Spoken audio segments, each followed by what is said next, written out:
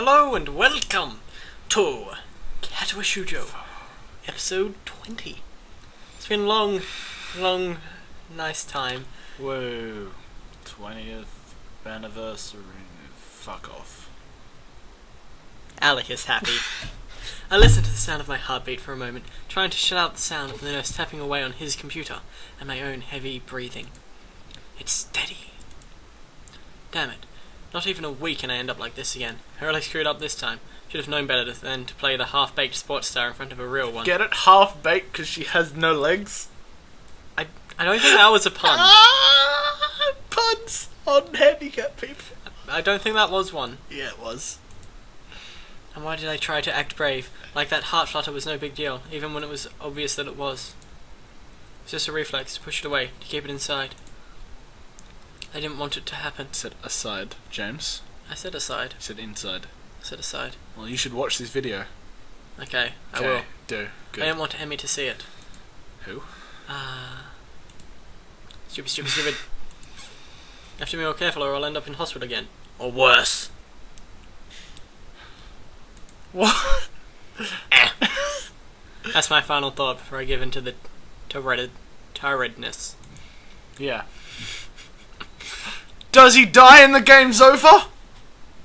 No! I fell asleep. For how long? What time is it? Feeling a little lightheaded. I keep blinking compulsively. So close. Pushing the curtain aside, I squint my eyes against the unfiltered light pouring in from the window. The texture of the canvas feels nothing like the wind did before. What do you mean so close? He wasn't close to dying there. He was sleeping. Oh. Hoping he was dying. Like, the thing went away and it was just like, oh, it's over. Yeah. Thank you for pointing to the screen. You know what I mean. The nurse looks up from his work. No. Sitting exactly where he was before. Bad. How are you feeling? I can't really tell, so I don't answer anything. Feeling kind of groggy from falling asleep at such a weird time. Hopefully I don't look too weird. What time is it? Me croaking the question to gain some What time is it? No, it's Gain too some late now. orientation. You fucked up. You gone fucked up. Wristwatch before answering. Things seem to happen in slow motion. We've got a superpower now. We're one of them! Everything else happens in slow motion, including us. That means we have really good reflexes at least. Are you sure? Because we move slow too. Yeah, but we see things happening. So we can easily dodge. I try to think for a moment what that means, but I'm not really sure. You didn't answer my question, Hisao. Oh, fine. Climb down from that bed then. Let's see how you're doing. Don't! Oh well. I try to do exactly that. I need to sway dizzily when I move too fast. The nurse moves to support me by an arm and sighs. Best sigh ever. Stand up too quickly is what I was going to say, you motherfucking dipshit. Just sit there and I'll check your pressure to make sure that you're not completely retarded. My good intentions sure lasted for a long time. I shut up, embarrassed with myself, while the nurse gets busy with an old-fashioned contraption in my arm. After a couple of minutes, he puts it away, looking neither pleased nor unhappy. You alright? Head stops spinning? You spin my head, baby, yeah. Right round when you go down. Why did you? Oh, it's good. What are the content's doing? I'm all here. You didn't show very good judgment out there, Hisao. I swallowed the retort I was going to make. It's what I was thinking myself, but hearing it said by somebody else makes me want to protest. What he's saying is not pleasant to hear. Doesn't make him any less right. No, sir! Why does your voice change, huh? He nods, still looking as neutral as he was before. It would be easy to be angry at him if he said, "Told you so," or something, but he doesn't. I can try and help you keep your health, but ultimately you're the last call. The last call lies with you. Hopefully this little episode will be something that'll remind you of that. So can we kill him? Here's a note for your teacher to avoid interrogation. Interrogation. I don't care, okay? I'm sorry. Okay? I take the step of favor he's offering and then make my leave as I can't think of anything else to say, nor even really want to. Stay out of trouble, you hear me? I don't think it was anything but a scare, but next time could be different. I hear you. Ooh. There is some way to get to the school building straight from the auxiliary building, but I'm not keen to find out and possibly get lost. so I go out from an exit that I know works. I stop at the stairs of the auxiliary building, deliberating for a moment between going to the dorms to get my books and stuff and going straight away to the class. The sun stings my eyes, so I head towards the dorms. Ah, I understand that choice. Why are you looking at me now, huh? Read. What was? Read. Why did you just say that? But I don't understand. I don't understand at all. The halls are as quiet as the courtyard was, naturally, so since everyone is in class, I knock lightly at the door of 3-3 and push open the door when Mito calls from the other side. Fuck. That's okay. Sorry I'm late. 15 pairs of eyes turn to me. There's 15 people in our class. We're learning. We can count. Good morning, Nakai. Mito seems to be somewhat confounded by my coming in late, as if I interrupted his flow or something. Judging from the rambling lectures his classes tend to be, that might be the case. I pass on the note the nurse gave me. Mito takes it with a nod and reads it quickly. Lifts his eyebrows and gives me a kind of stern look, but doesn't say anything. Just nods solemnly again. He hasn't changed his face, but okay. I shrug and he gestures at me to run along, so I naturally do. The class goes on lazily. Is that what it sounds like when you run, James? Yeah. You should fix that. That's what ribs sound like when you run. Oh yeah, that's right. The ribs are the thing that makes noises when you run. What's wrong with you? I don't know. I think I'm starting to get into the rhythm of the school. I've even stopped worrying about taking notes and being overly attentive. The first days I was pretty high-strung in class. Mito finishes his lecture about electricity early, but continues without a pause about the festival.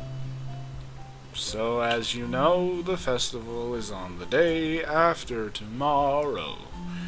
I hope everyone's projects are going to be successful this year. Have a good time, but also come Sunday, please keep the meaning of this festival in your minds. Why? Why did your voice just completely change? I was bored. Games and fried food! Everyone bursts out in laughter, and so do I. You need to laugh at everyone. So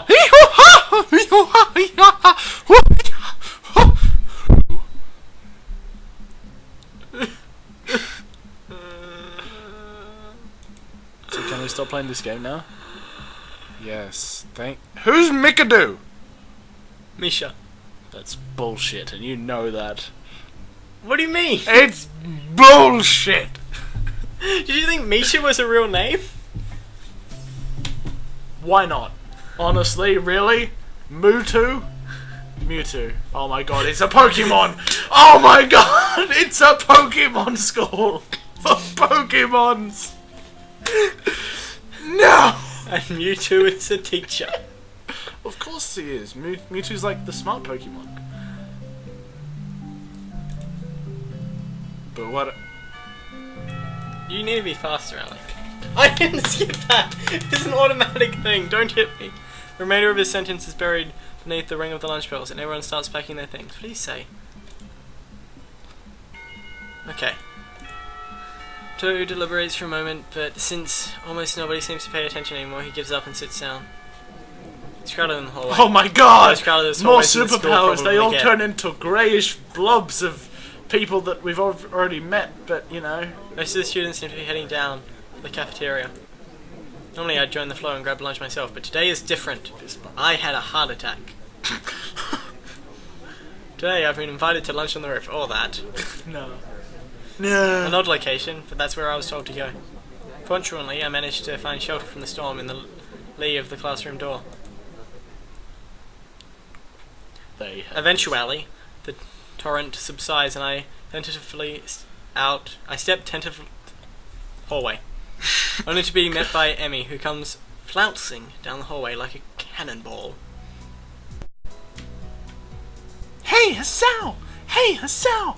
I'm gonna stab you with my knife leg. Knife leg. Great timing, I guess. Whatever. I have super extra lunch today, as promised. Let's go upstairs, and I'll let you Wink. touch my stomach. She is always winking. Did you say the nurse? That's why they're good friends! Oh, it's like a disability club. Except they're Pokemon as well. With superpowers. Oh no, well, Pokemon just have powers. Superpowers? No. Okay. They can have super effective powers. The stairway to the roof is a little dilapidated, but it's clearly being used recently. At the top of the stairs is a door, complete with missing padlock. How can it be complete with a missing object?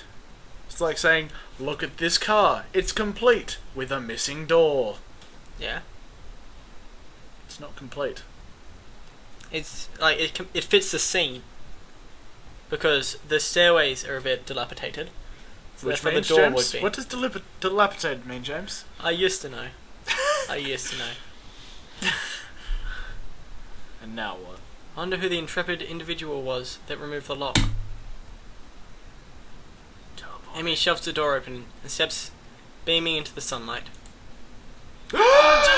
She's got no arms, is that chick? Suddenly, a tall, dark stranger appears out of nowhere, standing imposingly in front of us. Emmy flinches back, almost falling down the stairs.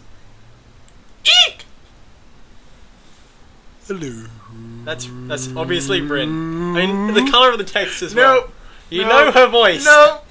Hello. You don't remember her voice, No, do I you? do, but it says Strange Girl. It's a different character, obviously. Heaps. You scared me, Ren. Wait, isn't she? Hello. How did she get up the stairs? And through the door? How do arms stop you going upstairs? I don't know. How do not having The a... door. You just lean on it. How did you not have the door handle? Because they showed it, and they said No, it was they didn't broken. they didn't show it. Doesn't matter. No, she is not allowed to be up unless she is super... Oh my god. How do you think she opens She other has doors? super jump. She's Hitmonlee. That's how she paints the high spots on the walls! Hitmonlee. Noticing that Bryn is speaking to me, Emmy looks curiously at me. You two know each other? I look confusedly at Emmy. She's that friend of yours? Bryn has turned her gaze towards the clouds drifting above the school. I didn't know you knew this person, Emmy. The awkward silence only lasts a few seconds until Emmy lets out a tiny giggle, shrugging the coincidence off. I invited Sal for lunch. If you know him, that's just better. Said no one ever. Oh, does this mean I don't get food, or did you invite him for lunch without the lunch? Neither. I have food for 3! Nice thinking. That's not really hard to think of. What? You had 3 people coming for lunch? Why didn't you have 3 people's enough for food? Gee. They walk to the other end of the roof while I stay at the clock tower for a What's while. the button to make him jump talking over that fence? in the atmosphere. What's the button to make him jump over that fence? B. I'm lying, don't press B. That might do something. There is nobody else but us here. I guess the roof is not as popular as it is in other schools. A few rundown benches and tables are scattered around the edges, perhaps in an attempt to make the roof top look less desolate. The small pebbles covering the roof rattle beneath our feet. Pebbles. Pebbles. Gonna smack you, silly. Peek through the chain link fence to take a look at the school grounds and beyond. Students are strolling in pairs and groups around the quadrangle at the cafeteria. A few delivery trucks are driving past the school towards the convenience store nearby. Somewhere, a watchdog barks at a passerby. Somehow, when I look towards the town centre, the small town feel strikes me very strongly, almost palpably. The hectic lifestyle of big metropolises seems so far away and foreign here.